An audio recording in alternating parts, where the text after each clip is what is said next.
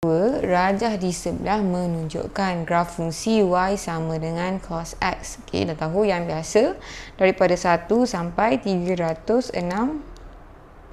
Okey.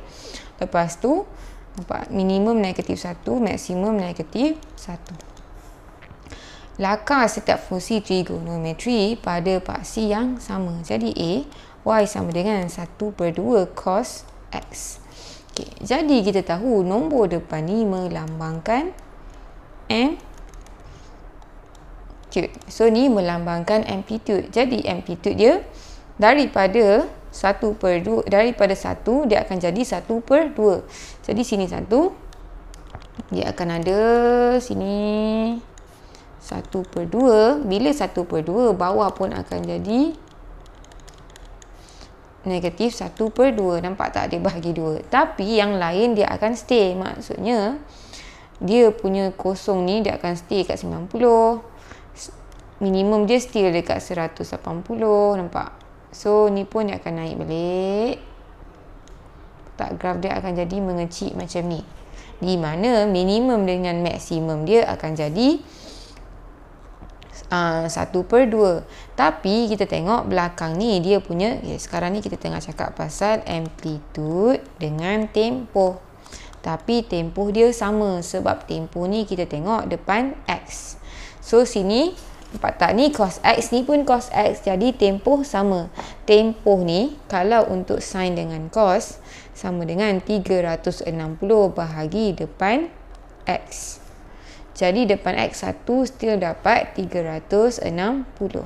Okey, jadi settle A. Yang ni y sama dengan separuh cos x.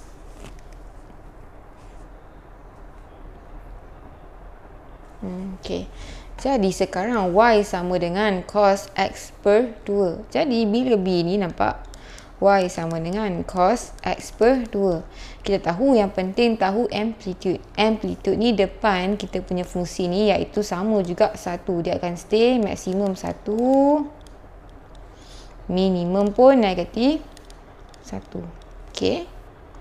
Tapi tempoh ni ialah apa yang depan x. Jadi depan x ni x/2. x/2 sama juga dengan 1/2x. Nampak? Depan x ni 1/2. Jadi tempoh sama dengan 360 bahagi 1/2. Kita dapat berapa? 500 sama dengan 720. Maksudnya nampak ni graf ni akan kembang 2 kali ganda. Graf ni dia akan kembang 2 kali ganda. Jadi maksudnya sekarang ni kalau tengok sampai 360 ni, 0 sampai 360 ni macam ni. Bila kembang 2 kali ganda, jadi 1 sampai 360 akan dapat bentuk yang sama macam 0 sampai 180. Nampak tak? Jadi bentuk dia, tu 180 y sama dengan cos x sama dengan y sama dengan cos 1/2x sampai 360 sebab dia kembang 2 kali ganda. Jadi nampak ni, mula-mula kalau yang ni kosong dia kena dekat 90. Yang ni kosong dia akan kena dekat 180. Nampak tak? Dia 2 kali ganda.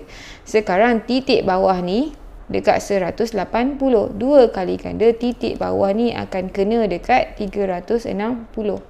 Tapi dia punya amplitude masih sama, 1 sampai negatif 1. Jadi dia akan start dekat 1, dia akan turun sampai, maka tak 100. Jadi dari amplitude dia sama kan 1. Jadi dari 1 ni dia akan turun pergi sini. Dari sini dia akan pergi sini. Nampak tak? Separuh. Kiranya dia macam kembang 2 kali ganda. Jadi kita darab 2 je daripada kita punya asal. Jadi bentuk dia macam ni. Kita tengok dia sampai sini. Okey. Jadi dah set. Y sama dengan cos x tolak 2.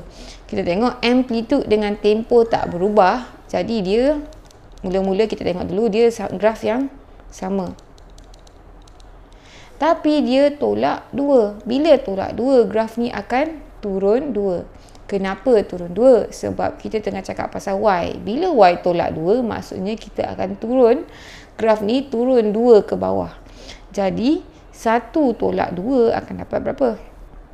1 tolak 2 dapat negatif 1 kat sini. Okey. 0 tolak 2 dapat negatif 2. Negatif 1 tolak 2 akan dapat negatif 3. Jadi yang ni akan jadi dia punya garis tengah-tengah. Okey. Semua akan turun. Jadi semua 90 kat sini. 180. 270. Ni 360. Kan? So dari sini turun. Patutnya smooth lah. Okay, so dapatlah sini ni graf Y sama dengan cos X tolak 2.